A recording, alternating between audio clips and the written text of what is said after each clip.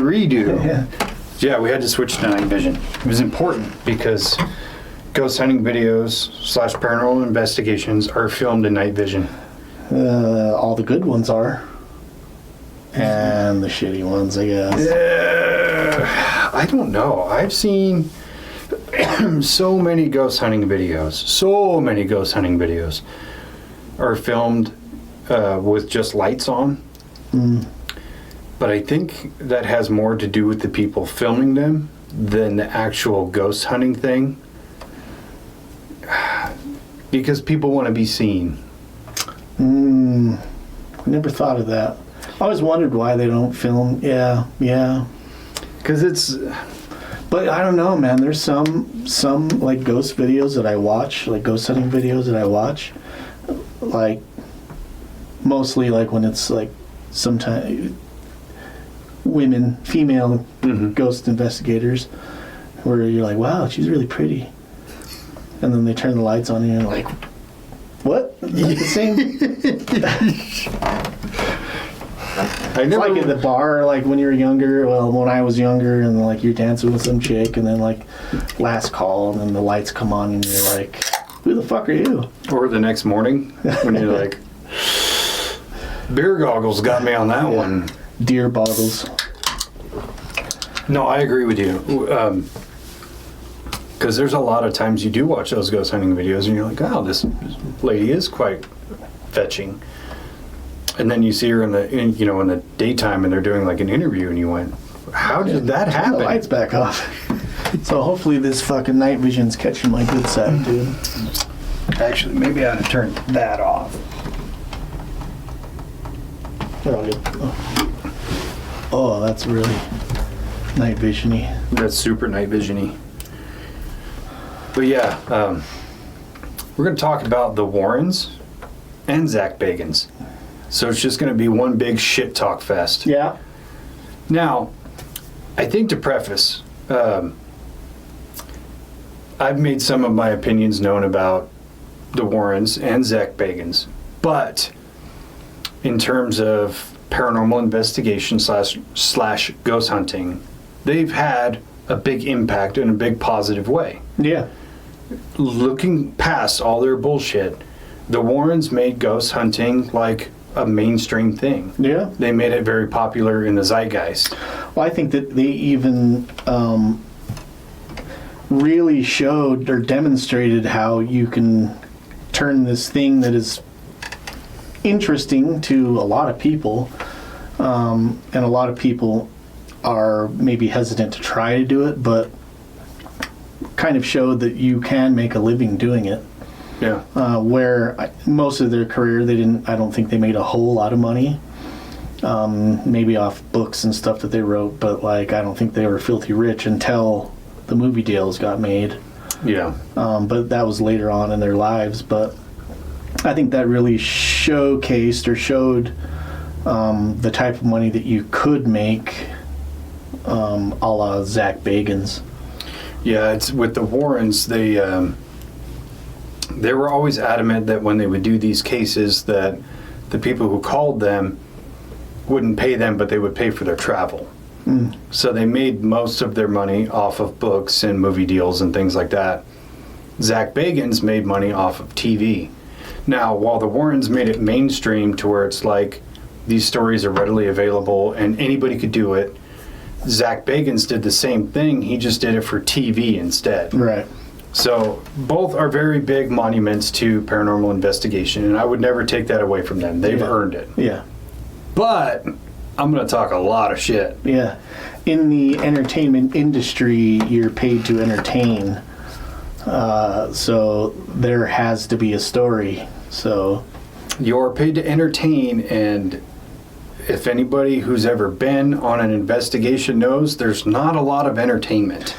the entertainment comes from fucking telling jokes between each other, or most of the time. Yeah. And then when the rare incursion happens, a lot of the entertainment comes from speculation. Yeah. Of like, what was that? Let's find the truth, you know? So, let's start with the Warrens. without going through all the history, you could listen to any other podcast and get that. It's not what we do here, with the exception of certain characters. But the Warrens started theirs by, they would find these random houses, and Ed would paint a picture of their house with some ghosts and shit, and then they would go to the house and be like, hey, we think your house is haunted. Can we investigate it? And buy this painting or this sketch or whatever it was. No, yeah, I think that's really, that's a pretty fucking ingenious marketing scheme of like, you driving by like rural country area, you see this old house, and then you go there and you just sit out there, and or maybe go to the door and say, hey, can I paint your house? You mind if I just stand out here and paint your house? It's really cool. And then you paint it in a way that makes it kind of look eerie or creepy, and then take it back to them and say, yeah, I'm just getting these weird vibes. Have you ever had any type of weird stuff happen in your house? Because I'm just getting this really weird vibe. And by the way, we'd actually investigate haunted houses, and this house was just calling to me. Mm-hmm. Like, yeah, you talk to most people, like 90% of people that you talk to is going to have some kind of a ghost story or like a paranormal type story. So yeah, you get, a foot in the door by like this proposition to paint their house or whatever. Do a painting of their house, not like go and paint the sides of their house. So I think that it was kind of an ingenious scheme almost. You couldn't make it work today. Probably not. Because most everybody's got a no soliciting sign, and that's soliciting. Yeah. I just want to paint your house, I just want to do a painting of your house. Yeah, I mean, it doesn't hurt that Lorraine Warren is a self-professed medium, clairvoyant. Which I don't doubt that she was. I actually think it's pretty viable that she might have been, which kind of going back to the, every female in a ghost hunting video, they're all clairvoyant, they're all mediums, every one of them. And I hate to say this, but the thicker she is, the more powerful she is. Have you noticed that? You can feel more of the vibrations around you. Apparently. I've noticed that. And but in this whole vein of like consciousness and like feeling and energies and stuff like that, to me it makes sense because women are typically more in touch with like how people around them feel and like, or their interpretation of how they feel. Yeah.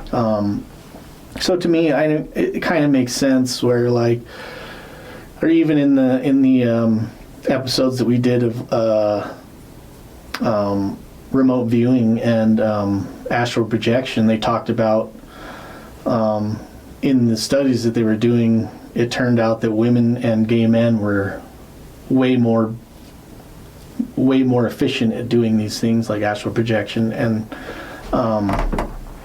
remote viewing, just because they were, in theory, more in touch with emotions and feelings, and could talk about the feelings that they're having at the time. So basically, if you want to be a medium, you have to take dick. That's what I got off of that. Yeah, and it's usually not a medium one either. Hey! See what I did there? Well, when you think about it, it's like pretty much every ghost hunting team, their medium or psychic or whatever you want to call it is a woman. And then there's kindred spirits.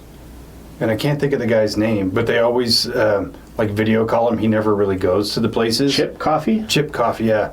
Gay as fuck. Gay. We're not saying there's anything wrong with that. But it's just very psychic. Maybe that's the way psychic.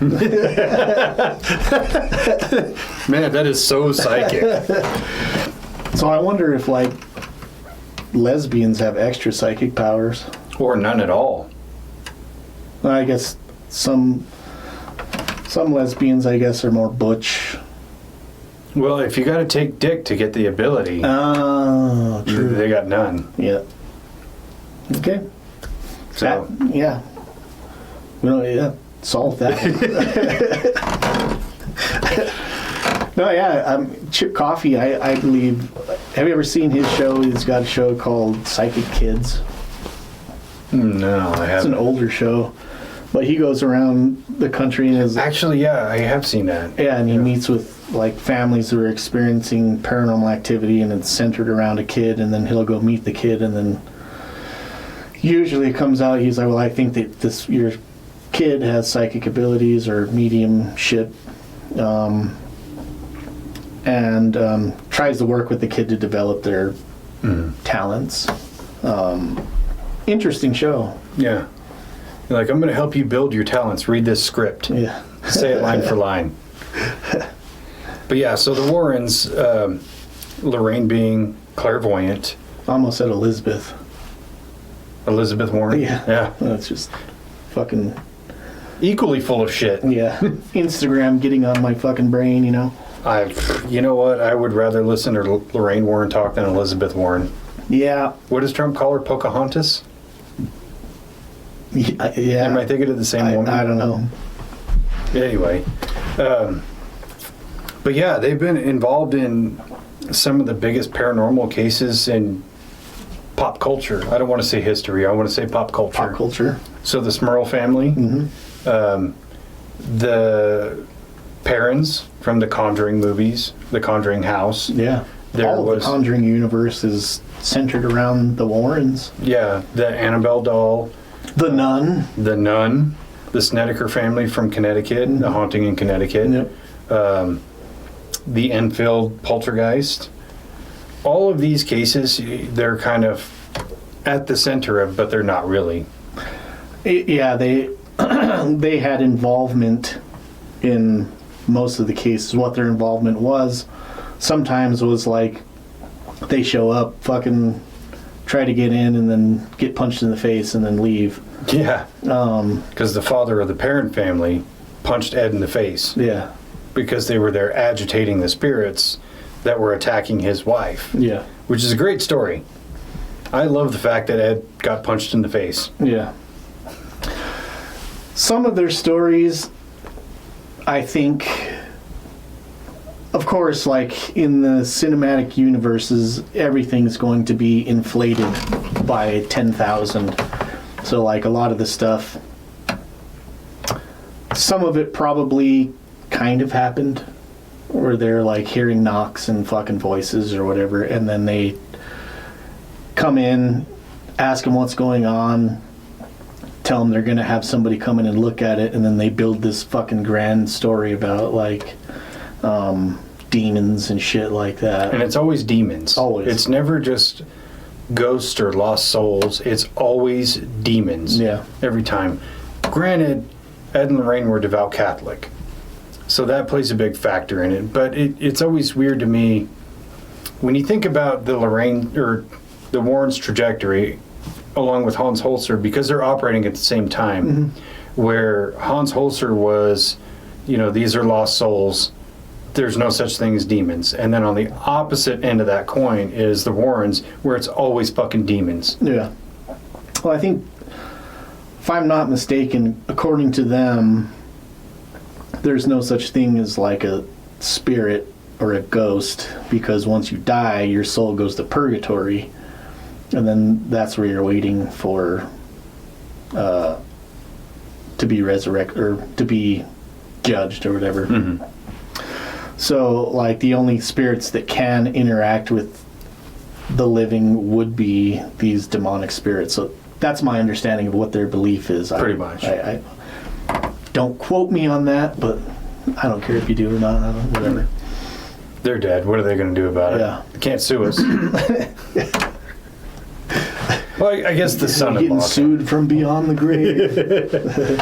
That's real demon shit right there. That is demonic, dude. To be dead and sue a living person, that's awful. I'm hearing voices. They're saying fucking stop and desist. Cease and Cease and desist. Oh my god, the voices coming through the walls say gag order. This is fucked. Which begs the question, if demonic possession is such a regular thing, let's presume it's real, why wouldn't there be angel possession? maybe there is. Maybe that's what the saints, the miracles the saints have performed, I guess. It could be, but you would think it would just be like the average person, where like maybe you have a really, really shitty person, and an angel's like, I'm going to possess this motherfucker to make him do something good. And you're just like the biggest piece of shit, and then you see a homeless guy, and you're like, you know what, I'm going to go buy this guy lunch. You know what I mean? Like, movie deal. Fucking not nearly as entertaining, Yeah, it would be along the lines of City of Angels. Yeah, or that new movie with Keanu Reeves. Yeah. Because I could totally see him being an angel. Yeah. Playing a dude who kills hundreds and hundreds of people. Speaking of movies of killing, have you seen Monkey Man? I just watched it the other day. Isn't it like a martial arts movie with Dev Patel? Yeah. Yeah. I've seen the trailers for it, but I haven't watched it. It's actually pretty good. It looks entertaining. It's entertaining. Yeah, I was watching it Sunday or Monday, and Izzy came in and she's like, "Oh, is this that Monkey Man movie?" And it's like, yeah, it's kind of like Non-Wick, like Indian version of John Wick. It's like the Bollywood John Wick. Like Naan Wick, Non-Wick. None. I dig it. Naan Wick. That's pretty entertaining, though. Yeah, I'm gonna check that out. Sorry, side. No, that's what we do here.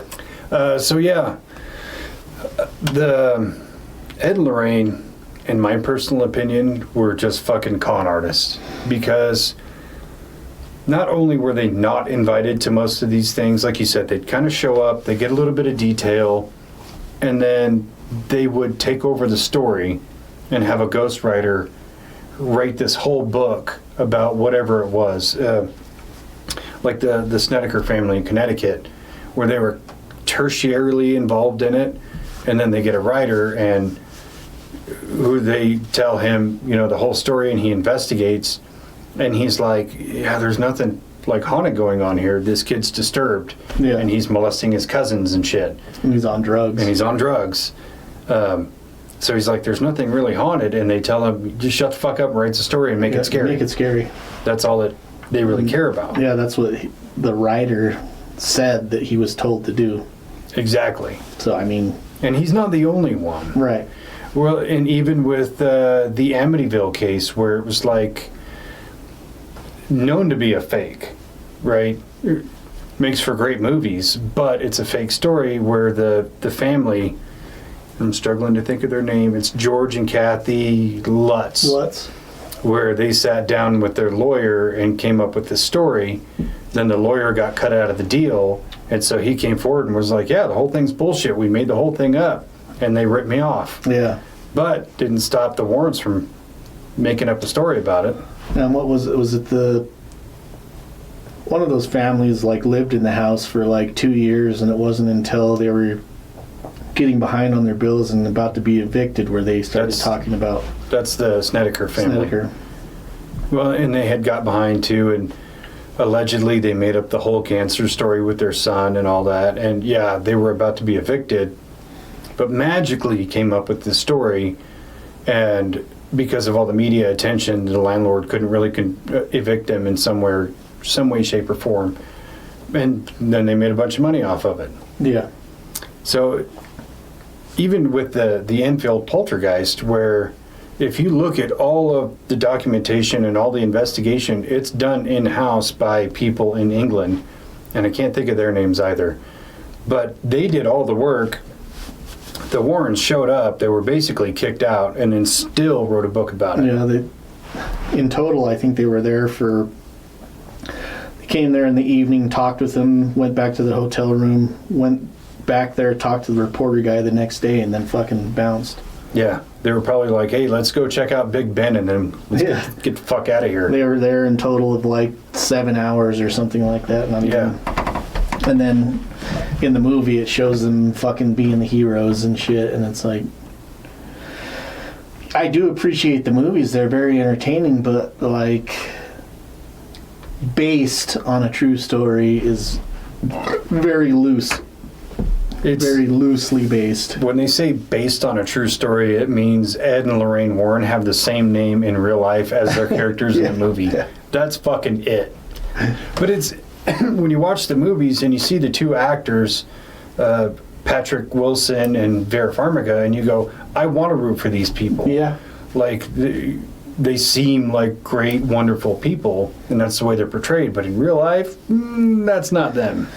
Yeah, in real life, all the things that I've seen with Lorraine Warren, she seems like a sweet old lady. Like, she seems...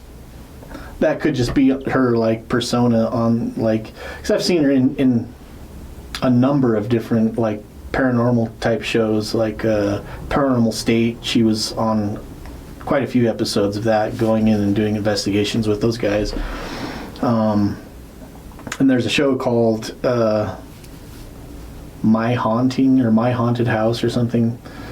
Ran through like the early 2000s up to like 2015 or something like that. And she was on a few of those also where people are telling their stories, but she was one of the investigators that was called in to come and, like, her and Ed were called in to come and investigate their house. But again, it's like, even in those ones, like, they're all demons.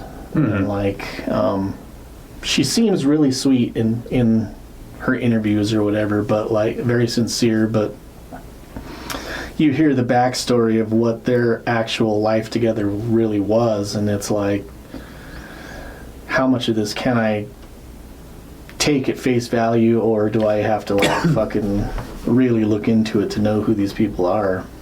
I think at this point, instead of having any more Conjuring movies, I would rather have a movie based on Ed and Lorraine's real life. Yeah. Where it's been noted by many people that Ed was physically abusive towards Lorraine. Like, smacked her so hard, knocked her the fuck out. Yeah. Nobody wants to talk about that because he's got to be the hero in the movies. Oh yeah, it's even written into like the paperwork in the movies that they can't talk about Ed's history with, like, certain things can't be said, and like That's a bananas thing.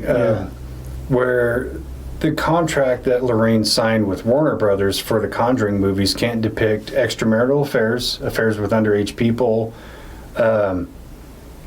What was the other one? Abortion. Can't talk about that either. It's this abuse, this super weird Hollywood contract. And I watched this interview with a Hollywood lawyer who was going over it and going, this is the weirdest fucking contract I've ever seen. Yeah. And you're talking about a lady who's negotiated thousands, if not tens of thousands of contracts in Hollywood. But that was like the weirdest one she had ever seen. And it's so strange to me that you would put in your contract you don't want to see anything about extramarital affairs or affairs with underage women. Yeah. Because that's what was really happening. Yeah. With Judith Penny. Yeah.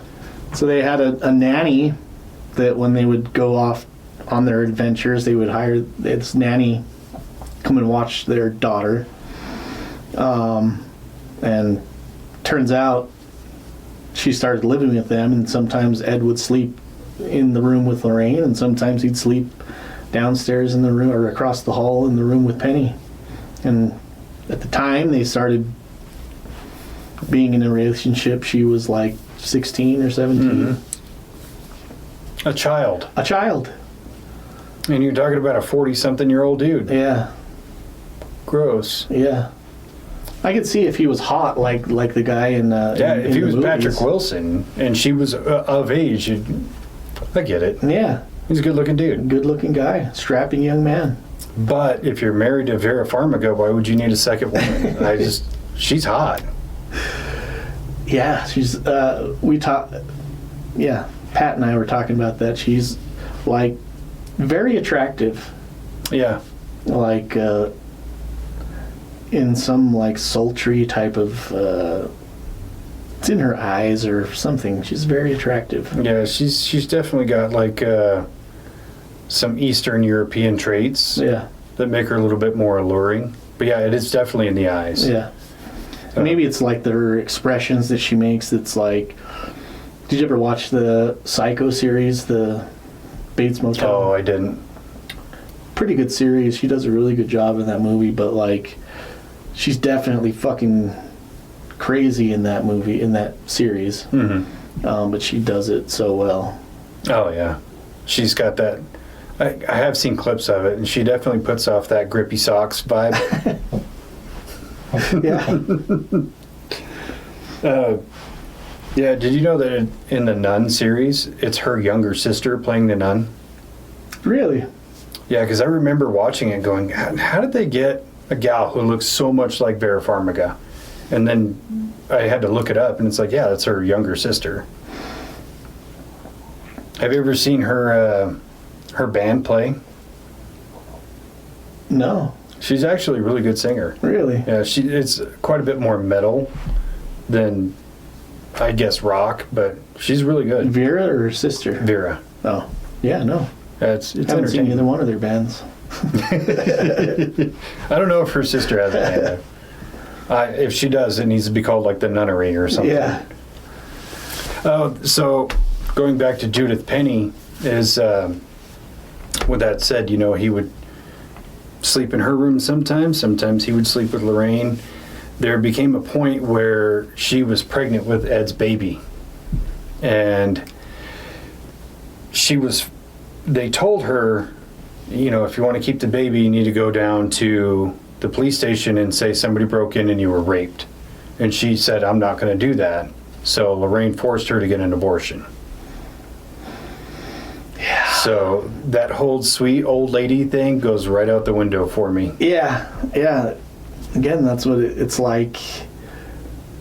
This persona that they're portraying, that they did for so long, that just like, when you watch like there's like interviews of both of them talking about like what they would do and how they would go and do these paintings and shit like that.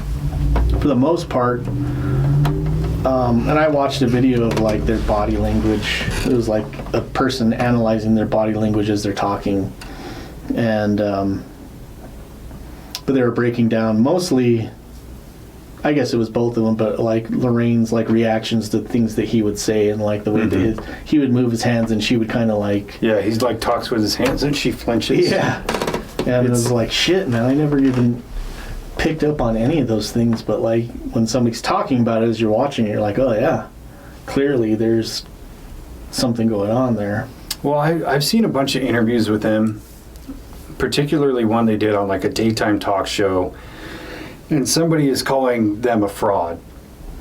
And you could see Ed's getting all hopped up and he's trying to yell back, and it's just people talking over each other and you can't make out anything, and there's Lorraine just like and it really is kind of sad. I mean, she's as fucked up as she was the more reasonable of the two. Yeah. But she's just sitting there quiet as a church mouse while Ed's fucking yelling at somebody. And it's like, you can almost see the shutdown mode she's in, as though, like, I'm not going to speak or I'm going to get slapped again. Yeah. And it's fucked up. It is sad. It is sad, and it's sad that she dealt with it for so long. Yeah. But the whole forcing Judith Penny to get an abortion thing is just like, what are you protecting? Your marriage is a fucking sham. Yeah. Like, this guy beats you and basically molests an underage woman willfully, and you let it happen, and you're still here. Yeah. Is the money really worth it? Yeah, and I think is the Y Files where he says something like, this whole time they're investigating demons, where the only demons were in Ed and Lorraine themselves. Yeah. I was like, ooh, that's a fucking deep cut. Ouch. Hey man, leave it to AJ for telling the truth. Yeah. That's why he's the GOAT. He's the GOAT. Yeah. So even with all of their actual paranormal investigation stuff, I can't give them any credibility on anything they've ever done. Even where they're kind of like these key witnesses for the Devil Made Me Do It case, it's just their credibility is ruined through their actual actions, and then their credibility is also ruined by what they report in these events. Now, like I said, they made a big indelible mark on paranormal investigation, but when when I look at like kind of fellow paranormal investigators, on YouTube and stuff, and they quote Ed and Lorraine Warren, they lose a lot of credibility with me too. Yeah. I could see of the, saying of what they have reported on, referencing to what they have talked about, like, okay, but like if you're going to base shit off of what they've said, then yeah, it's kind of it's all bullshit or none of it is, like the old thing that we've said on here 100 times, It's either all bullshit or none of it is. Yeah. And I have such a hard time with kind of modern paranormal investigators who look to them as the gold standard, but give no mention of Hans Holzer. Yeah. And like we've talked about, we don't fully agree with his approach to it, but he seems to be the most honest of all of them. And then you have the Warrens. I always want to call them the Lorraines because she's more important. Yeah. But you have the Warrens who are like the biggest fucking frauds, but people look at them as the gold standard, and it's like they're not the gold standard, they're just the most visible for the longest amount of time. Right. They're just the more well-known version of that fucking thing. And I don't know, maybe it is because of the religious side of what they're talking about. There's, a lot of Catholic or Christian people that are looking at this and can relate to it, so it's more of a relatability towards them as opposed to Hans Holzer, who was I don't think he said he wasn't religious, was he? I'm pretty sure he was atheist, Yeah. but not like kind of an outward atheist. Yeah. But I could be totally wrong on that. It's been a while since we looked into him. I know he was born he was Jewish as like a race. And then kind of did his own thing later in life. He might have just been agnostic too. Because he was born in Austria in 1920. I see what you're doing there. He was born in 1920s in Austria. They fled, but anyway. But yeah, so that kind of leads right into the heir apparent of the Warrens with Zach Bagans. Zach Bagans. I swear that there are episodes where he has Lorraine Warren on the show.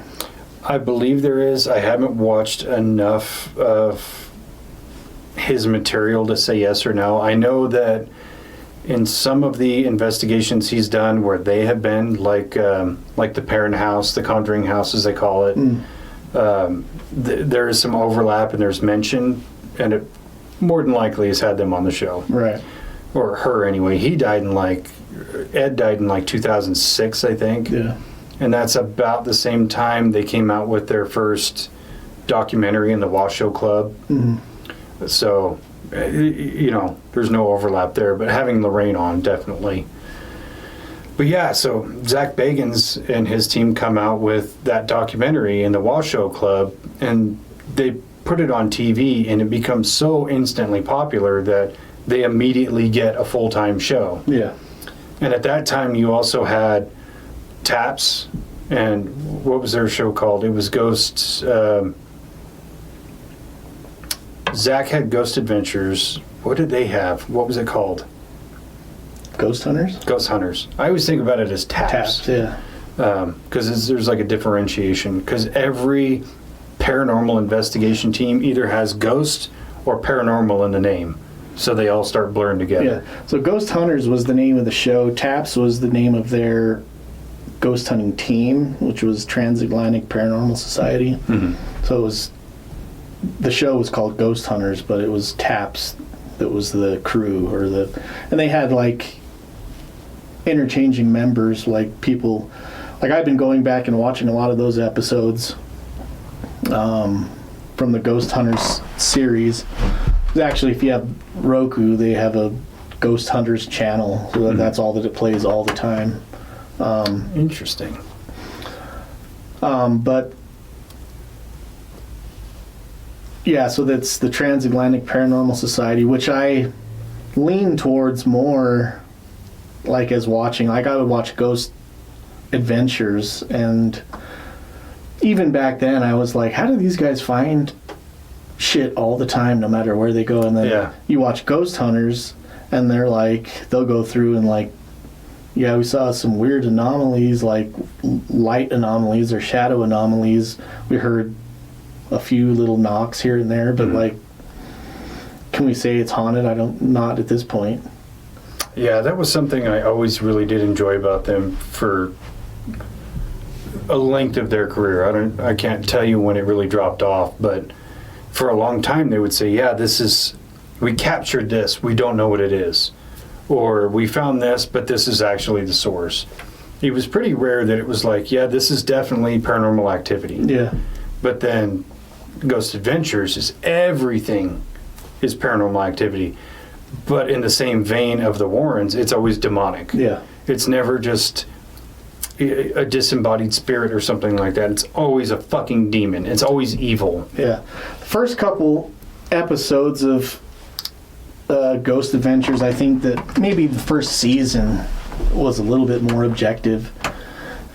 But they found, I mean, it was always a ghost or a spirit. But then, like, after kind of the time where Nick Groff split or was fired from the show, forced to leave. When he was shafted, you mean? Yeah, when he got shafted by fucking Bagans himself. That's where, for me, it really seemed like it turned into like everything's a demon and they're getting attacked and possessed every single episode and shit like that. And for me, that's a huge sign of like, you know, where Zach wanted to go with the show as opposed to what fucking what's his name went off to go do. Nick Groff. Maybe didn't want to participate in that, and so that's why he was shafted. Well, there was a thing where, and I'm pretty sure it was him. I haven't been able to find it since, but I remember watching an interview with him, and he was either doing like a radio show or a podcast, but they were drinking a little bit and having a good time, and he like admitted that they would go do these investigations and they would find nothing, and they would send their footage back to the network, and the network is like, go back and make some shit happen. Yeah. And so they were forced to go back and like fake these events, like, oh, the camera flew out of my hand, you know, or this brick flew across the room. No, it didn't, by the way. Total fake. But yeah, he like admitted it, and then shortly thereafter he was let go of the show. Yeah. And then subsequently like had a really hard time getting back into the paranormal field because Zach Bagans had become so kind of like prevalent that he's like the figurehead of paranormal investigation. Still kind of really is. Well, it also, so Nick Groff got told that he was no longer going to be on the show because they had this argument between him and Zach, and then like he does talk about it on a few different occasions. Nick Groff does, where, you know, it was like a thing where it was a what is that called? A difference? A reconcilable difference? Like you have an idea of where you want it to go, and then you have two different ideas of where you want it to go, and then like creative difference. Yeah, sorry. So that's what he says. It was a creative difference, but it's like, what are you being creative about? Like going and ghost hunting, first of all. It should just be measure and report. Yeah. No creativity needed. So yeah, that's kind of weird. But then, like, shortly after that, Nick Groff does start trying to get his own paranormal series going. I think he had 3 different paranormal shows. They just didn't get picked up by the networks. And he says that he believes it's because fucking Zach Bagans was started producing all these different shows, and then kind of told the executives that not to fucking play Nick Groff shit, or else he's gonna go to a different channel or whatever. Yeah, he got blacklisted, and it was like a lot of what he was doing he would just put on YouTube. Yeah. And that's really what helped him, because some of these executives saw what he was doing on YouTube, was like, oh, this is good stuff. I'm going to pick this up on a different network. Yeah. But it was like the Travel Channel was like, you know, we don't want to piss off Zach. He might hit us with that fucking fin on his head. Well, I did like Nick Groff did one show called Paranormal Lockdown. I really like that one. And that was a really cool concept where they would go to this supposed haunted location, just him and Katrina, whatever her name is. And they would get locked into this place, just those two. They're filming each other. They don't have a crew. It's like them and a bunch of camera equipment, and they would stay in there for like 72 hours or something like that, which is a really cool concept because then you can kind of be more accustomed to like sounds or like knocking or like whatever.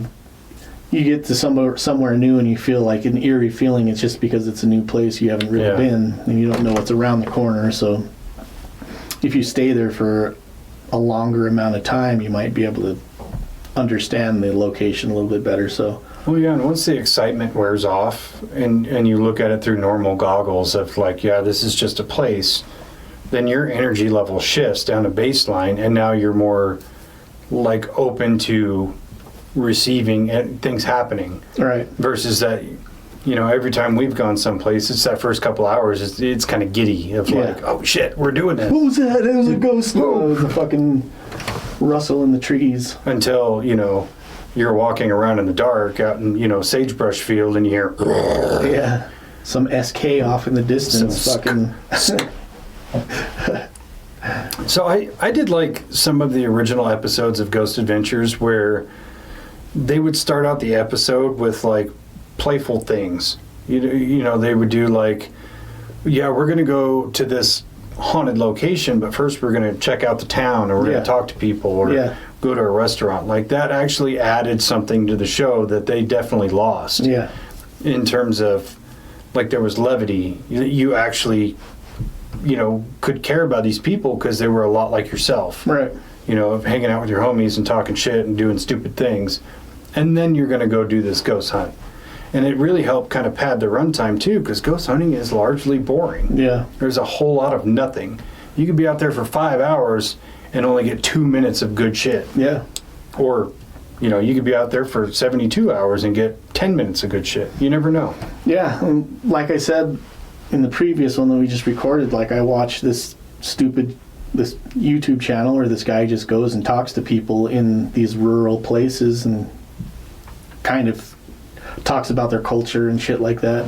Same draw would be with, like, okay, we're going to this specific place in buttfuck Arizona. Like, there's a small town there. This place has been there for 100 years and is supposed to be haunted. So let's go check out the town, talk to some of the people, get their stories of what it is, and then fucking do our investigation. Mm-hmm. Half of that shit could be the whole build up to the investigation. That's what, you know, is intriguing about those earlier episodes.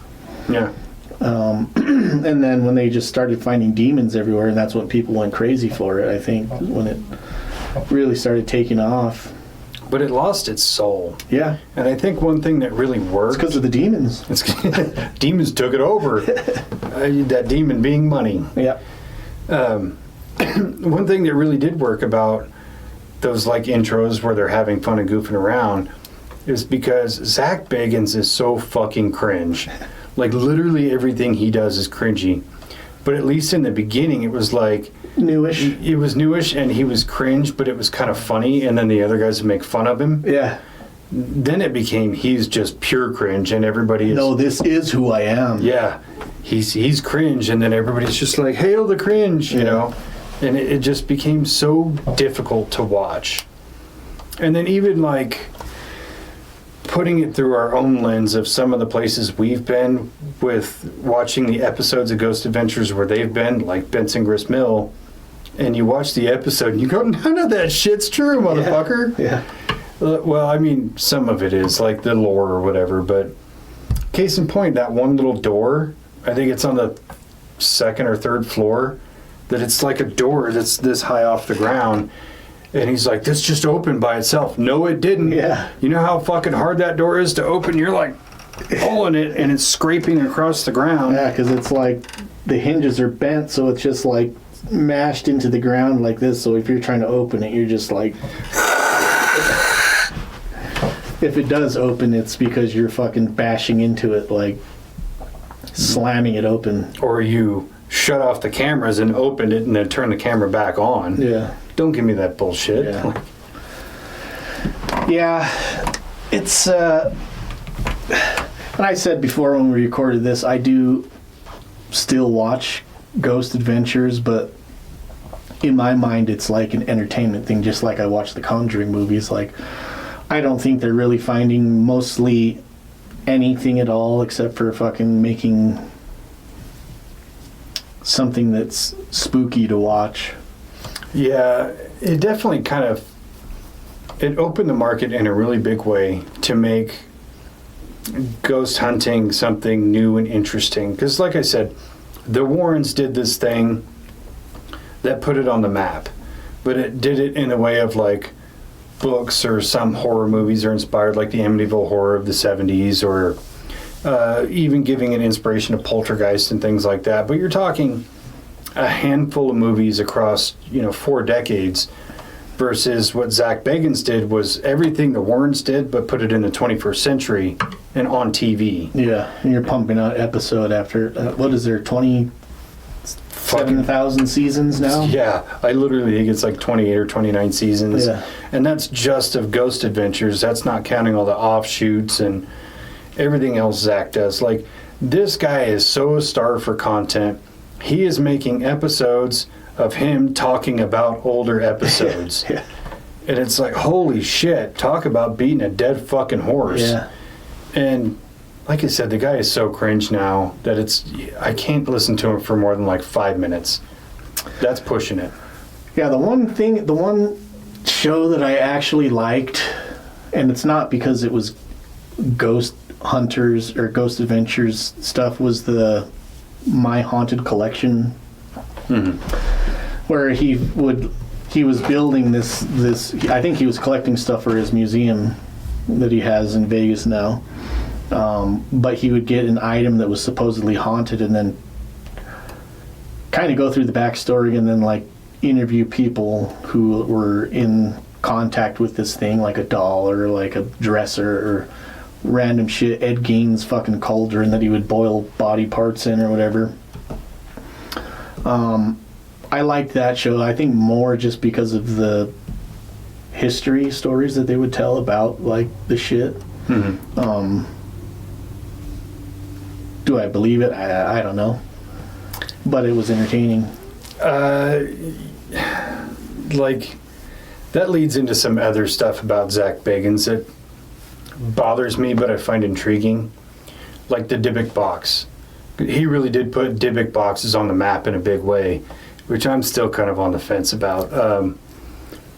But like, he bought this Dybbuk box on eBay and put it in the museum as like this super haunted artifact.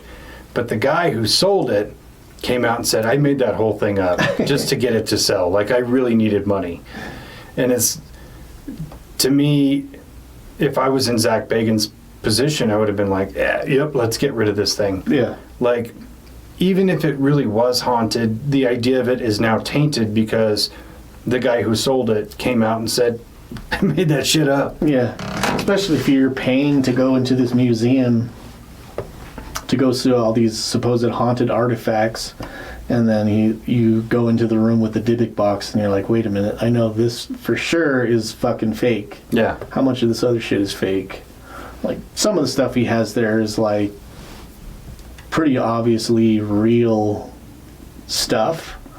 Like, I think he has Jack Kevorkian's I was literally about to say that. suicide van in one of the rooms. That's pretty easy to prove that that's the real van, but like, is it haunted? I don't know. Yeah. It's creepy though. Or isn't he the one who has the Jeffrey doll? Yeah, I know he had it at once. I don't know if he still has it, but I know it was on one of the episodes. Yeah. So I had gotten into this Reddit thread about people who actually knew behind the scenes facts about the museum, And a lot of it's from ex-employees because they would cycle from employees. No, it's Vegas, yeah. Yeah, and apparently Zach Bagans is like the shittiest fucking employer in the world because he would just yell at people for random shit that had nothing to do with them. But one person was saying that, yeah, Zach would literally go to yard sales and pick up random shit and then make up a story about it, put it in the museum. Or a lot of the things he says he owns, but he leases, like the Jack Kevorkian van. And then they were like, we have not been able to verify so many of the other claims, like the Ed Gein cauldron. They're like, for as far as we know, it's just a cauldron. We don't have any proof that it came from Ed Gein. Yeah. Which is hard to prove anyway, but the fact that Ed Gein's house had burned down is like, did it or did it not? A cauldron would survive. Just left there. Yeah. Like after the fire, they just went over there and collected it. Well, they burned down the house so it wouldn't be like a touristy thing. So you'd think anything that was left, they'd collect it and throw it in a fucking scrapyard or whatever. Yeah. That was one thing that... So I watched the episode where, like, he has that on one of the episodes of the My Han collection. And I don't know if he actually says that it's his now and he's putting it in the museum, but, like, he's just, like, showing it. But they, like, in the episode, I swear they say that when they went to his house, Ed Gein's house, to arrest him, or after he got arrested, they went to his house and they were finding all this weird shit.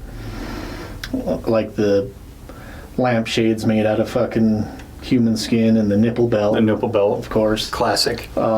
They found the cauldron and it had like human fat rendering in the cauldron. Making some tallow, huh? Which is like, okay, if that's what the story is, then wouldn't that be like evidence? Yeah. Or like, well, I don't know, maybe like after a case is done, they just get rid of, like, do they hold on to the evidence forever or what? I don't know how that chain of custody works, but I know everything that's come in contact with like human flesh and stuff like that is hazardous waste. Hazardous waste. So you would think they would just be like, no, dude, throw it in the fucking incinerator. Yeah. And we melt it down for scrap, and now we've all got little pieces of pots and pans with fucking... Wouldn't that be the shit? Yeah. Oh my god. Yeah, maybe we should make a movie about that. Like the Ed Gein cauldron gets put into scrap and then gets sent out, and then like you start cooking on it and you get a taste for human flesh. Ooh. And then now you've got like 30 serial killers out there. Fuck it, copyrighted. Don't steal that shit. Where's my fucking... Where's your index cards? Index cards. Yeah, dude, it's just like it gets thrown into a scrapyard, and then the people who, you know, make hex-clad pans are just like, yeah, fucking melt it down. Let's make some pans. And that's probably why Gordon Ramsay is the way he is. Yeah. Because that's his brand, you know. She's like, you fucking donut. Cut off your leg. I want it. I want a human flesh donut. Yeah, the whole museum thing, let me preface by saying I do want to go to it at some point. I do want to go check it out. But I've heard a lot of horror stories from there of like, for one, Zach Bagans watches the museum all the time through the cameras because his house is like right next door. But he watches the cameras and watches people. But I was looking at the price a while back, and it was like $80 to get in for the regular tour, or you could pay like $200 or something. It's been so long since I looked at it. But you could do like the VIP tour, which you basically do in the dark. You're not allowed to take any food or drinks in there, and you can't use your phone. So it's like you got to be on your feet for like 2.5 hours and go through this dark place, and then it's not even like tour guided. You go and you watch video monitors of Zach telling the story instead of just Zach being there. So I'm like, yeah, dude, I think I'll just do the regular tour. Yeah. But so much of the stuff is Would like, you go in the basement, though? Yeah. Yeah. I don't really think there's anything that haunted there. I'm not worried. But it's just so like, it's such a money grab type of thing. Yeah. And it is a direct ripoff of the Ed and Lorraine Warren Museum. Yeah. For sure. Like, I think that he just set it up in a way that to capitalize more efficiently off of it. Which I'm sure he's making good money off of it. Oh yeah, yeah. I've seen videos of people going through there on tours, or like, I think mostly when it was first opened, like news crews went through and like kind of were advertising what was in there and shit like that. But like, then people at work said that they've gone there and said it was creepy looking at the stuff, but like, is it real? Yeah. It'd be fun to go though. Yeah, it's something I would like to go check out for myself, so I don't just make like an uninformed decision about if it's real or fake. Because your intuition doesn't lie to you. You know, if you go in there with kind of a baseline mind and you're like, holy shit, I am getting creeped the fuck out, there has to be something there. Yeah. But if you go in there with that same mentality and go, yep, it's just a room full of shit. Well, it looks like Disneyland, just a fucking nice set design. Well, some of the stuff that's in there is like so tertiary to anything else that it's irrelevant. Like there's a rocking chair in there that's from the Conjuring house. But it's like, is it? This chair was found in the Conjuring house's neighbor's house 17 years after the Conjuring family lived there. His like staccato way of speaking drives me fucking nuts. The way he puts weird emphasis. We go to the Washoe Club to see if there are any demons here. Well, reading is hard, you know. If you got a script and you're trying to read the script, the thing that bothers me the most is the fucking fingerless gloves. Like, dude, you're in Vegas and it's like fucking 100 degrees outside and you're wearing fingerless gloves And a pea coat. and a pea coat and a top hat. He's definitely like a trilby kind of guy. Yeah. He's like, is this the most cringe hat I could wear? Yes, doing it. Well, I have to say, just now I was looking over at you like this and I just kind of saw something go like this right past my face. What color was it? It was like almost like smoky. I had the same thing yesterday. Really? Yeah. I think whatever is going on in this house, it is the most prevalent in this room. Because literally we got off work yesterday morning and Scott and I had a plan that we were going to play, right? And so we're sitting here playing Helldivers. Well, I'm sitting here playing Helldivers online. And I saw the same thing go right across my face, right there in front of the computer screen. And if you'll notice, to the left is where all the ghost hunting stuff is now. And that light goes on. Hasn't done that in like probably 2 months. But yeah, just a almost like a little bit of like vape smoke. Yeah. Just like it was the exact same thing that I saw at Phenomicon. So it's following you, buddy. It's following me. It's going in your direction. You know what's funny about that too is Jordan comes up to me the other day. Well, we were golfing, but he's like, dude, I got to tell you something. It's going to sound fucking crazy. That's my jam. You came to the right place. I love crazy. This is, come on, tell me. And he's like, so I was at the size rake and I kept seeing things move out of the corner of my eye. And there's nobody there. He's like, and it just kept happening over and over, and that never happens. I was like, yeah, man, you must have been too close to me. Because this shit's following me around. But I was like, it's not crazy at all. You don't have to feel bad about it, or, it is a perfectly normal thing. Yeah, we'll have to watch that part in the video, see if there's anything that goes past my face in the video. I was just... How awesome would that be if there was? Some fucking, like, lady in a dress just floats by. Yeah, because I want her to do this. You just see a lady in a white dress. How awesome would that be if I played that back and you could see it? That would you just be see awesome. like I would shit your pants. Yeah. It'd be awesome. Like, dude, my pants are hella haunted by Dave shit right now. Maybe it was Zach Bagans remote viewing. Like, these motherfuckers are talking all this shit about me.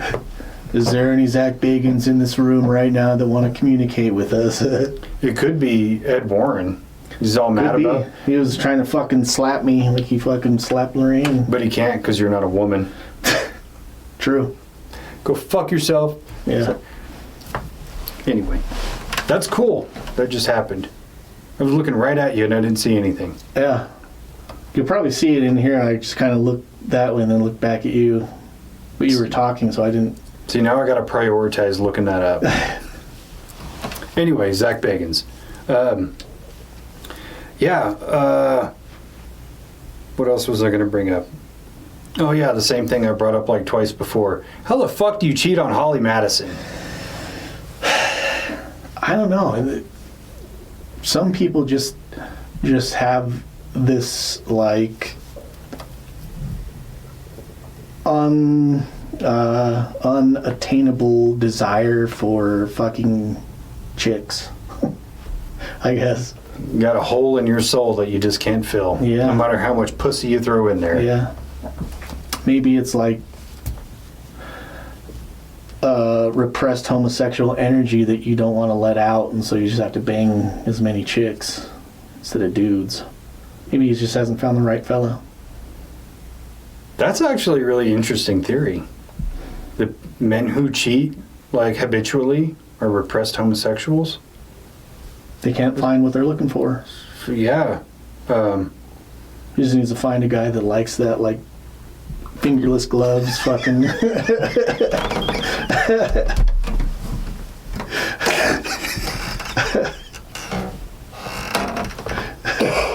Yeah, she's all over my top hat, dude. Run on my Coke bottle glasses. Come on, let's go. That's fucking hilarious. There's got to be something wrong with people who habitually cheat anyway. That makes the most sense. Yeah. Maybe that's why he's so he experiences so much paranormal activity. Because he takes dick. Because he's gay. Fucking solved it, dude. Because he's super psychic, bro. He's super psychic. And that's why they're demons. Because it's not just about dudes, he wants younger dudes too. Oh, yeah. Which... Dude, you know what? I didn't even know there was something to solve in this episode, but I think we did it. I think we did.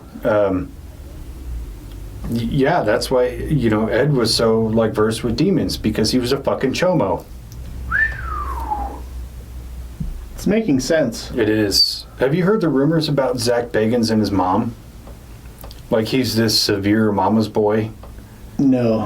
Like, so much so that she had a nightmare about him dying in a plane crash that she told him never to fly again, and now he won't fly anywhere. Yeah, I haven't heard that one. Yeah, I'm thinking it's kind of an Oedipus thing with them, which just adds fuel to the fire. Yeah. Maybe it's not dudes he wants, it's because he can't Moms. find anybody like his mom. Yeah.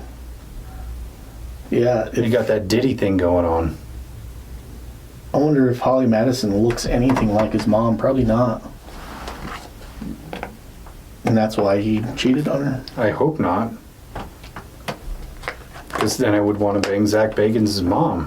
Because let's be real, if I had a shot at Holly Madison, I'd fucking go for it. She's banging hot. She might be single now.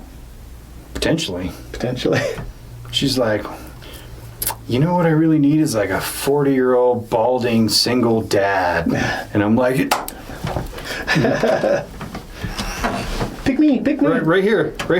Yeah, I think you got We both hate Zach too. Yeah, So it's like, you guys got a lot in common. yeah. Except I'll actually be faithful. Holly, if you're listening, hit us up in the comments. Look it up, dude. Also, I don't like Hugh Hefner either. Hit Dave up in the comments because I'm not one of those cheating people. Probably because you're not gay. Probably. Secretly gay, sorry. Secretly psychic. Secretly super psychic. God, that's psychic. That is so psychic. You're a vegan? Gotta be a psychic. Can you also tell the future? Oh, God. What are you going to eat for dinner tonight? Psychic, dude. Psychic. He said broccoli. That's as psychic as it gets. I like broccoli, not by itself, but I do like broccoli. If I'm going to eat broccoli by itself, it's got to be, like, cheesy. Yeah. Not vegan cheese either. But not Velveeta either. That shit's poison. Yeah. Watch a video on how to make your own Velveeta with, like, regular cheese and... Without plastic. Without plastic, yeah. Can't remember what the ingredients were, but...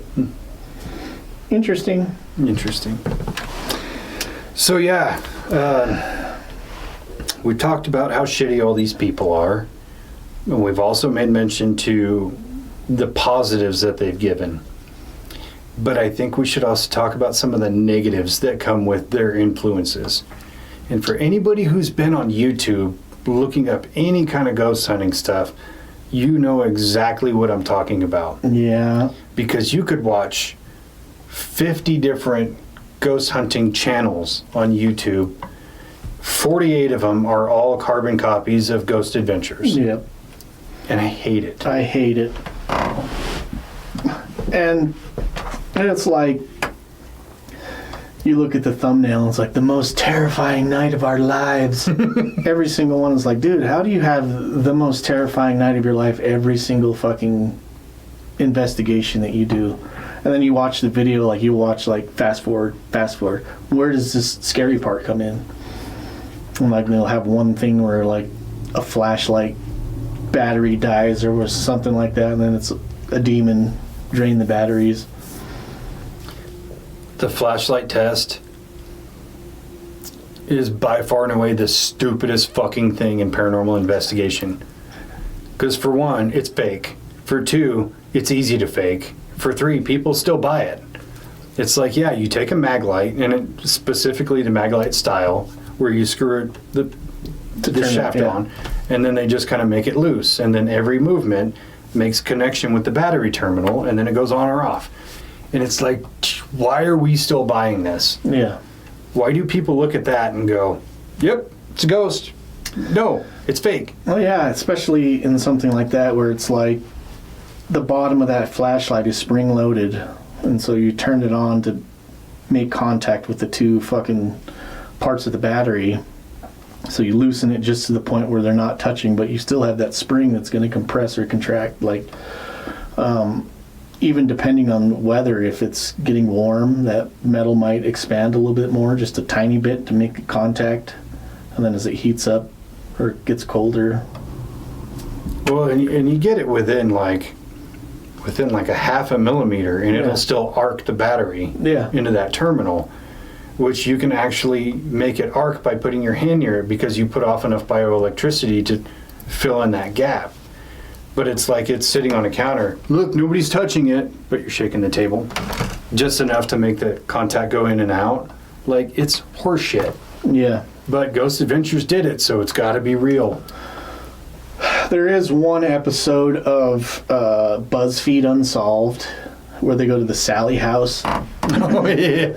And they do the flashlight test, and they're sitting there and in the kitchen, and they have this thing just on the kitchen counter, the flashlight, and like they say something and the flashlight turns on, and they like start freaking out about it. You know, it just turned on when I asked this question. But then all of a sudden the flashlight just fucking rolls one way, like somebody fucking hits the flashlight. Mm-hmm.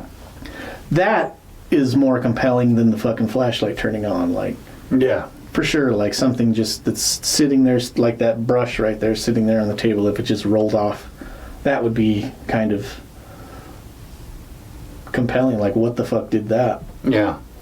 Which, whatever thing passed by Spence, go ahead and knock that off the table. If you could go ahead and just push that brush off the table. What would be even cooler is if you unplugged it and then make it hover in front of the camera. Yeah, come over here and brush my beard with that. That's exactly what that is. Sorry, how I keep so fly looking, so fresh. Yeah, I just let mine get all curly and nappy and shit, and I just have like beard locks. Well, mine is like, my beard is so thick that if I don't brush it out, it's like half the length it normally should be, but it's up in my face and in my mouth, and it drives me nuts. Yeah. Yeah, I let it keep curled so I don't look like I have a summer beard. It's where like summer over here, like summer. Yeah, anyway, all the ghost hunting you see on YouTube is like directly inspired from Ghost Adventures. Yeah. And it's left such a negative mark in my mind because everybody still watches that as like the gold standard of what ghost hunting should be when it's not even close. And that's where so rarely do you ever see a channel that isn't a carbon copy of that it's like when you do, you're like, this is fresh, this is amazing. Yeah. It's like watching the Holzer Files is vastly different than watching Ghost Adventures. And the Holzer Files is actually entertaining in a meaningful way. Ghost Adventures is like a drinking show. Like, take a shot every time they say demon. You'll be fucked up by the end of the episode. Or every time somebody is possessed, you got to pound your beer. Pound your beer. So it's like you're going to get at least one full beer in per episode. Yeah. Maybe 3 or 4 shots and a fucking full beer. That's before the first commercial break. Yeah. You're just, fuck yeah. Turn it off, bro. I don't know if I can do this. Watch the Smurfs or something. Can we watch a Conjuring movie instead? Not that third one. That's a hot piece of shit. Have you watched the 4th one yet? Yeah. What'd you think? I thought it was fucking dumb. The scene towards the end of the movie, me and Xander went to the theater to watch it, and the scene where the mirror like stands up and starts spinning, we both fucking broke out in laughter of how dumb it was. Yeah, I think I liked, what was that movie that just came out? I think it came out on Netflix or Hulu, and it was about the demon house, the family that lived in that house. I didn't know there was a movie. Oh yeah. It didn't go to theaters. It came straight to like just straight to Netflix. It was either Netflix or Hulu. Is it any good? It was better than the last Conjuring movie. Mostly because like it's like a black family. And for some reason, maybe the grandma in the family was white, but like the grandma in the movie is Glenn Close. Yeah, but she's kind of like ghetto. She like speaks with Ebonics and shit. Oh Lord, it's pretty funny. And there's one scene where she's possessed by the demon, and she goes, "I can smell your nappy pussy from here." I loved it, dude. Oh my God, I have to watch this movie now. Yeah. Glenn Close is no. Yeah. That is a fucking stretch. Yep. And so I enjoyed that movie more than that last Conjuring movie. I can smell your nappy pussy from here. I'm gonna clip that into a soundbite.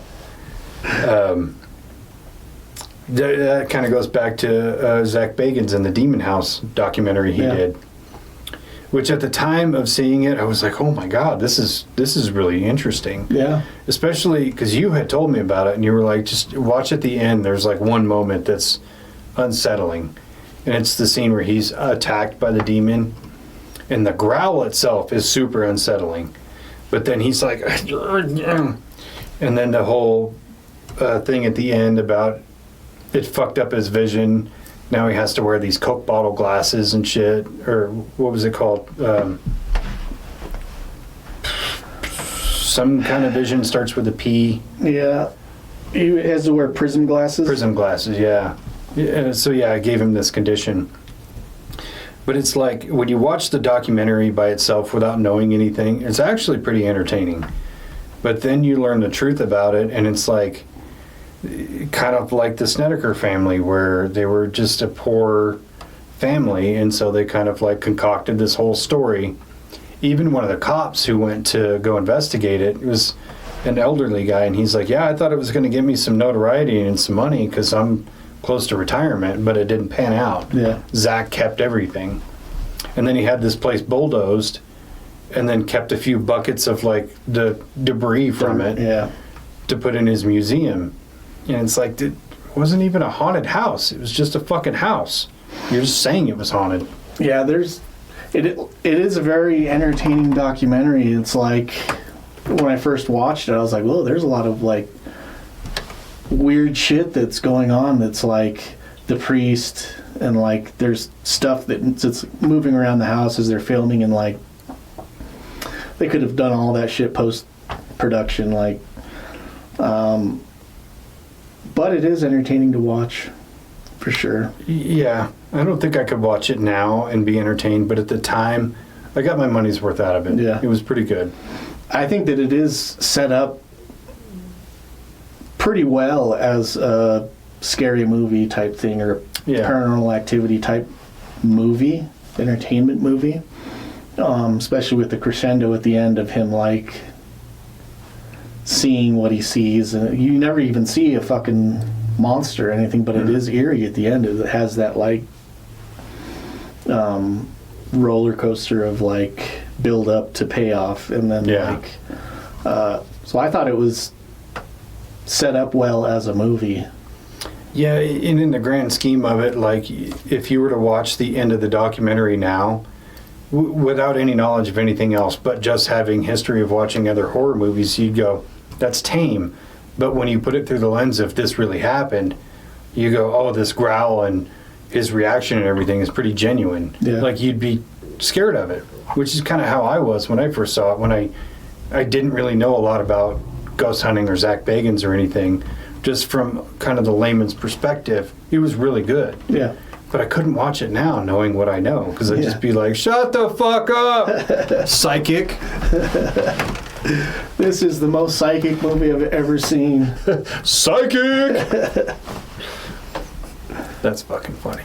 I can't unhear that now. Yeah. Like, dude, psychic?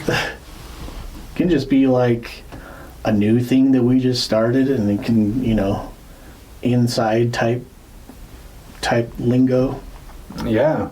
I mean, I think we should just put it out there. If you're going to call something gay, don't call it gay. Psychic. Just call it psychic. It's code talk for gay. That's entertaining as fuck. But yeah, indelible marks, important things, but the downside is not worth the good side. Yeah, just like you said, like, it kind of set a precedent of what people will engage with, and I'm guilty of it myself. Like, I go through so many fucking channels and shows, or ghost hunting channels, and then so much of it is just the same shit. Yeah. But I still watch it, and it's my fault for watching it, I guess.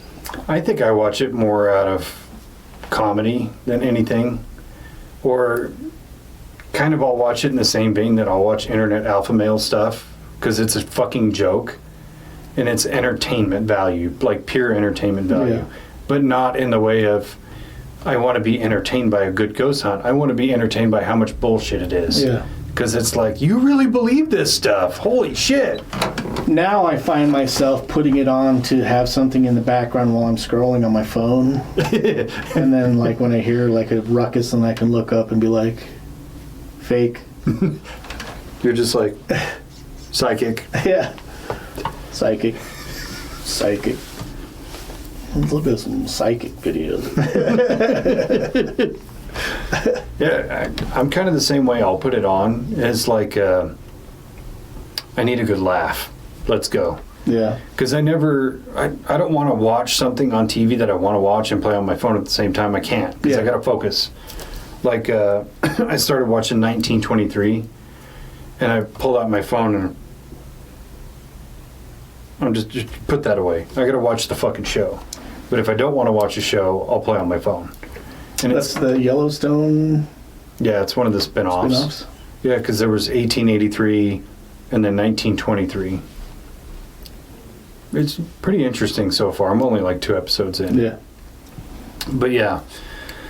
I don't know, man. As much shit as I've talked about Zach Bagans, I'll still never let down, like, you did your part. but now I think it's a great time for him to recalibrate. Yeah. Because he's made a joke of himself for 20 years on TV now. I think at some point he could earn so much more credibility, not just with me, but the whole like paranormal scene, if he came out and was like, okay, enough of the bullshit. I'm going to do this for real. Especially that you have such a base of like financial like freedom to do things.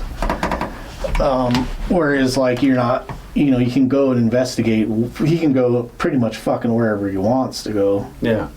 He's got the money, he's got time, he's got the base of like, he has an in pretty much anywhere he wants to go. Just go in and do it for real. So like, go in, do it. If you find something, cool. If not, cool. Like, just fucking show us what you're finding. Like, get back to reality, and then like really, if you really actually find something, stay there and do a fucking long-term investigation of like what is going on, what is happening. Let's find out what it is. Yeah.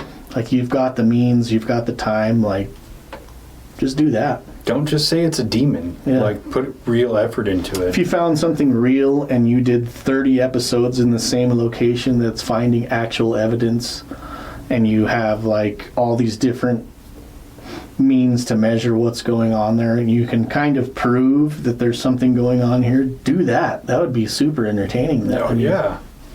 Man, if I was in his position with like the fame and the notoriety and the money and all the accoutrements he has to really change the entire face of paranormal investigation, there's so much good shit you could do. Yeah. For one, start propping up newer teams and newer shows of like, okay, these guys are taking it from a total science perspective. I'm going to help them get up. Or, you know, all these carbon copies I'm going to ignore. These guys are special. I'm going to help them further their career. Yeah. Or like, you know, I have the money, I can invest into R&D for new equipment that is science-based. Or, you know, go to these different locations and allow other teams to come in and look at it from different perspectives. Like, right. There's so much you could do to better the field rather than just blacklist every other show that doesn't star you, or perpetuate the museum that's full of horse shit, or just boost his own fucking ego. Well, I think now too is like the landscape is changing even now. Like of where he came into it, you needed to get a deal from a network, and then so you have to maintain this thing of like viewership on a network. Yeah, YouTube is a market he's missing out on, because he could be putting out good content on YouTube and doing collaborations with other teams and things like that, but I think his ego is just so fucking big that he couldn't fathom sharing the spotlight with anybody. Yeah. Which is part of why I think him and Nick Groff didn't really get along, because Nick Groff is an entertaining personality in and of himself, and he's not full of shit. He doesn't seem to have this enormous ego, but he has enough ego to be the star, which I think is the sweet spot. Yeah. So yeah, he's just, he could do better. I'll put it that way. Yeah, I mean, times are a-changing super fast now. It might be something totally different here in 10 years, so might as well try to capitalize on what's going on now. Yeah, I mean, the way technology changes in any art form, you have to adapt to it. You know, you think about in like, in the 50s, throughout the 60s, well, I should say the late 40s through the kind of the mid 60s, where it's like rock and country artists are getting away from acoustic to play electric, or throughout a lot of, you know, the 60s and 70s and stuff, where you had vinyl or 8-tracks and then going into cassette tapes where you had more memory on there. They're not trying to condense and play the songs shorter because they have to fit as many as they can in this smaller storage space, but going to cassettes and CDs where it's like, you can make 4 or 5 minute songs now, it's okay. We have the space to accommodate that.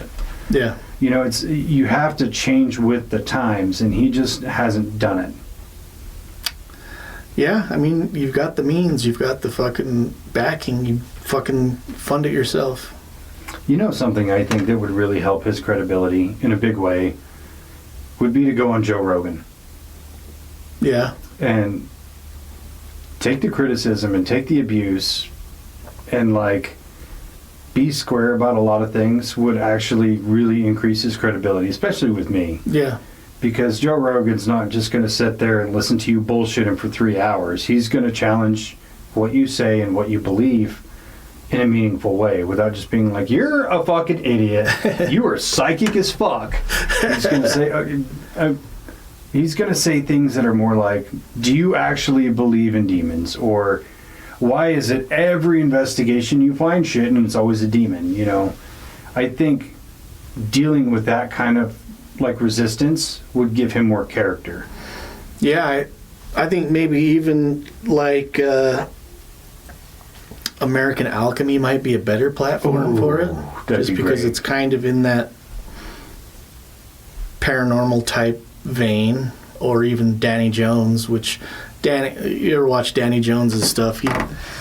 He kind of goes along with whatever they're saying, but like to get his foot into that door of like doing the podcast thing and people asking him those questions, I think it would be a good opportunity for him to kind of come out and explain why and like how he's doing stuff. I mean, not really how. I guess it's pretty apparent how. They just fucking make shit up. But well, I mean, I think it would give him enough.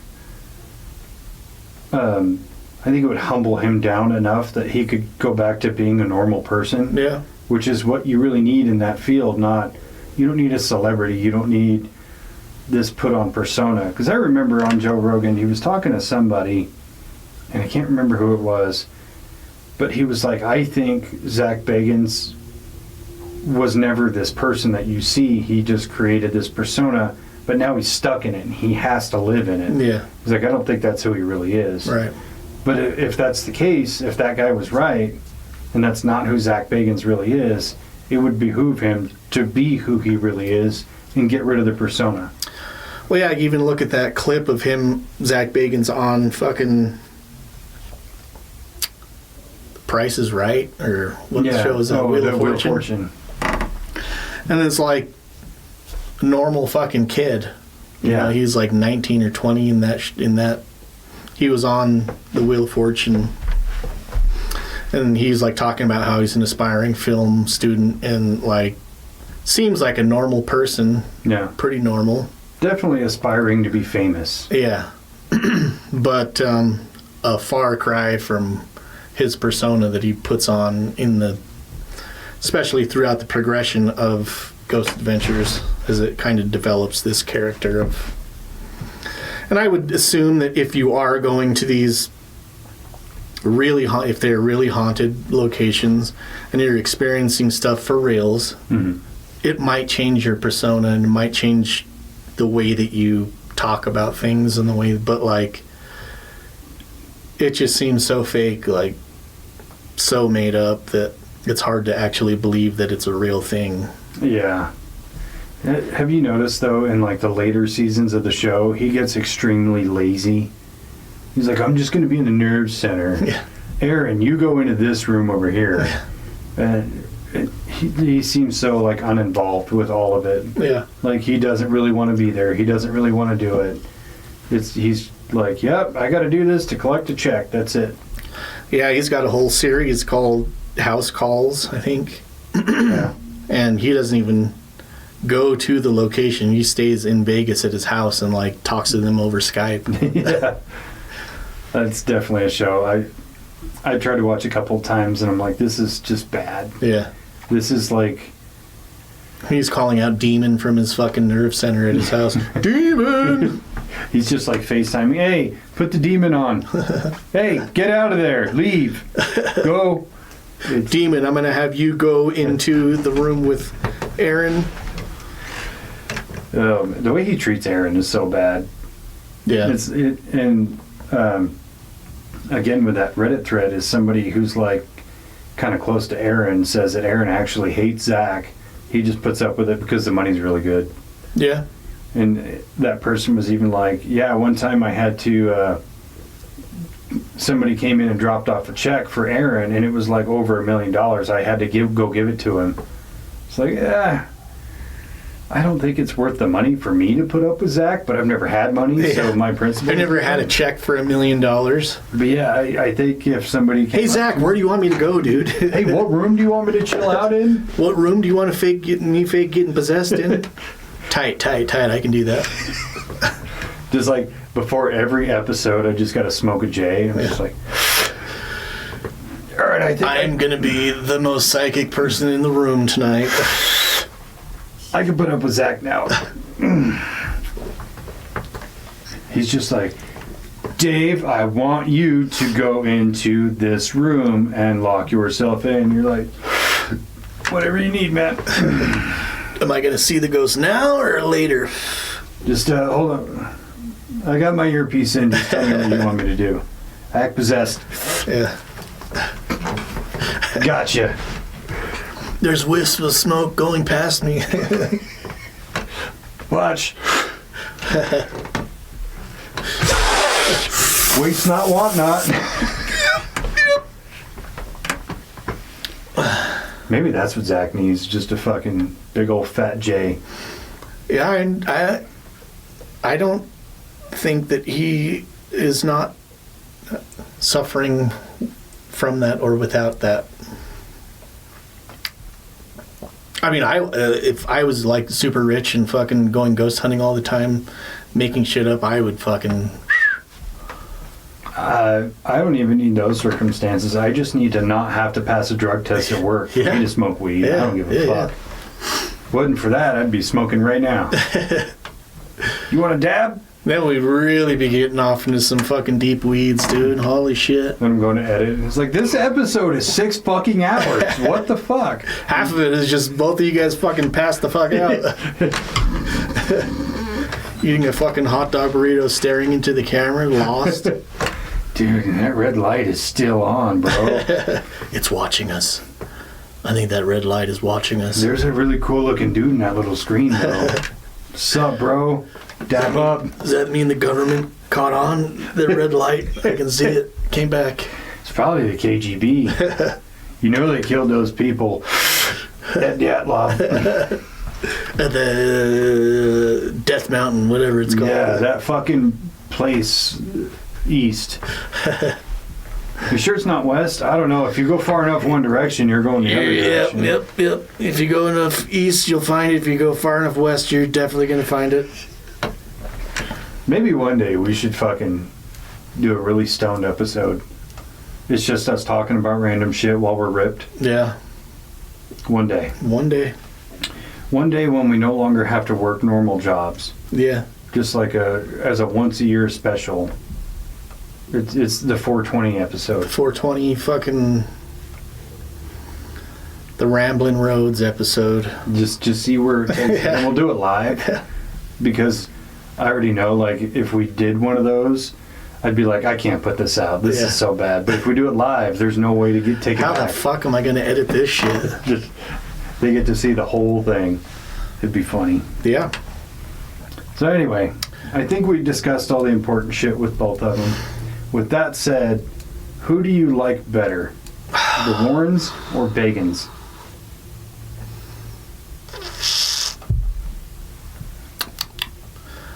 Man, that's a toughie.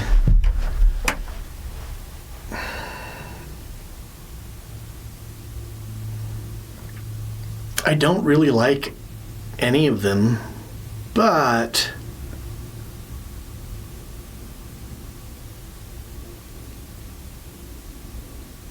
I think that the Conjuring movies were more entertaining, so I'll go with that way. I'm surprisingly going to go on the opposite. Really? Because I think with Zach Bagans, he kind of made ghost hunting a little punk rock. And I kind of like that, you know? Because he was a very stylized guy. Even when he looked dorky as fuck with his stupid faux hawk thing. Like, he kind of had like the punk rock clothes and in a cavalier attitude, and I think that was cool for the time. It just got old really fast. Yeah. He was always down to fight a ghost. Like, Fight me, ghost. I only ever do arm day. yeah. And it was funny too when you'd see him like take off his shirt, and he's got these big biceps and everything, but that's it. No chest, no abs. Just sitting in the fucking van, curling on the way to the next episode. Getting pumped for the old shoot tonight. He's like, this is all that matters, is what's visible. I bet his legs are this big around. Hey, you never see him wear shorts, huh? Not that I'm It's aware part of his persona. I don't wear shorts. Yeah, in Vegas, it'd be 110 degrees. I got to wear my black Jinkos. Black Jinko jeans. He did keep that one. He did keep the Jinkos alive, though. I think wholehearted solely on him, dude.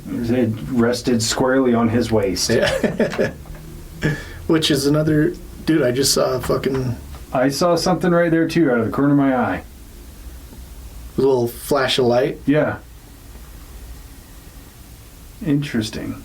It was bright enough for me to see it out of the corner of my eye. So who knows? We're being haunted right now. Yeah. It's one of those demons that Zach has dealt with and was like, this guy's We're such just a not wanker. psychic enough to see the whole apparition. Yeah. Just not psychic enough. Yeah. Damn it. Damn. Anyway, I think we can call it solved. Yeah. Psychic is now gay. Mm-hmm. Gay is psychic. Whole 100%. Whole penisly. Whole. Yep. All right, let's kill it there. Doctor? Okay, I love you. Bye-bye. Bye.